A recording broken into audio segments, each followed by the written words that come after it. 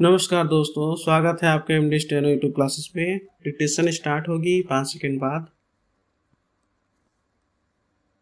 Yes.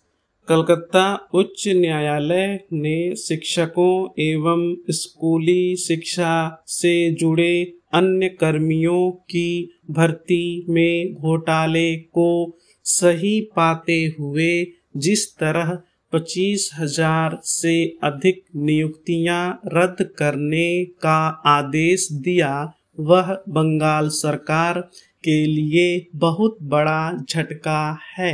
यह उन शिक्षकों कर्मियों के लिए भी आघातकारी है जिन्होंने रिश्वत या सिफारिश के बिना नौकरी पाई होगी। ऐसे कितने लोग हैं, इसका पता तो हाईकोर्ट के आदेश के अनुपालन के क्रम में होने वाली जांच से ही चलेगा। लेकिन आम चुनाव के मध्य आया यह फैसला ममता बनर्जी का राजनीतिक संकट बड़ा संकट है। इसलिए और भी क्योंकि हाईकोर्ट ने नौकरी पाने वालों को वेतन लौटाने का भी आदेश दिया है। इसके अलावा उसने उस पूरे पैनल को रद्द कर दिया है जिसकी देखरेख में भर्तियां हुई थी। हालांकि ममता ने उच्च न्यायालय के फैसले को गलत बताते हुए उसके खिलाफ सुप्रीम कोर्ट जाने को कहा है, लेकिन इसकी अनदेखी नहीं की जा सकती कि सीबीआई की जांच वाले इस भर्ती घोटाले में कई नेता और अधिकारी जेल में हैं। इनमें भर्ती प्रक्रिया के समय शिक्षा मंत्री रहे पार्थ चटर्जी भी हैं, जिनकी महिला मित्र ने यहाँ से करोड़ों रुपए की नकदी बरामद हुई थी।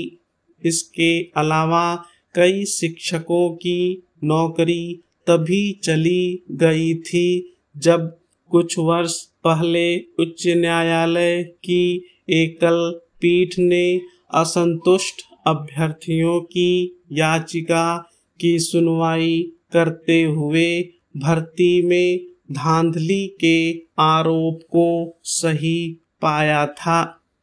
करीब 10 वर्ष पहले शुरू की गई इस भर्ती प्रक्रिया से असंतुष्ट अभ्यर्थी यह शिकायत लेकर उच्च न्यायालय पहुंचे थे कि न केवल कम अंक वालों का नाम सूची में ऊपर कर दिया गया, बल्कि ऐसे आवेदक भी नौकरी पा गए जिन्होंने परीक्षा नहीं दी थी।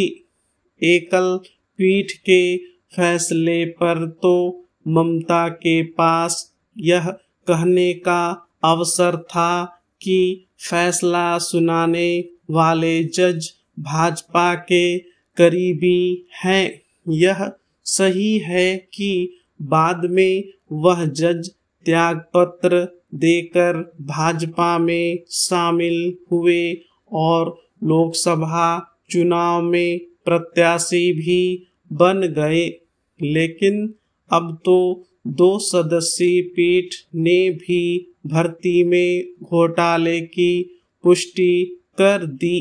देखना है कि ममता सरकार को सुप्रीम कोर्ट से कोई राहत मिल पाती है या नहीं। सुप्रीम कोर्ट को इस मामले की शीघ्र सुनवाई करने के साथ यह भी देखना होगा कि क्या 25,000 से अधिक सभी अभ्यर्थियों ने गलत तरीके से नौकरी पाई।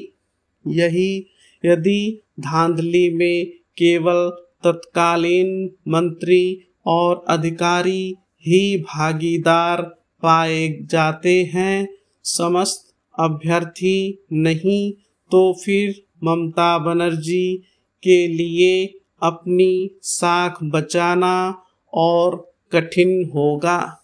वैसे यह पहली बार नहीं जब कोई इतना बड़ा भर्ती घोटाला सामने आया हो और नियुक्त लोगों की नौकरियों पर संकट छाया हो। यह शर्मिंदगी का विषय है कि अन्य राज्यों में भी ऐसे मामले पहले भी सामने आ चुके हैं।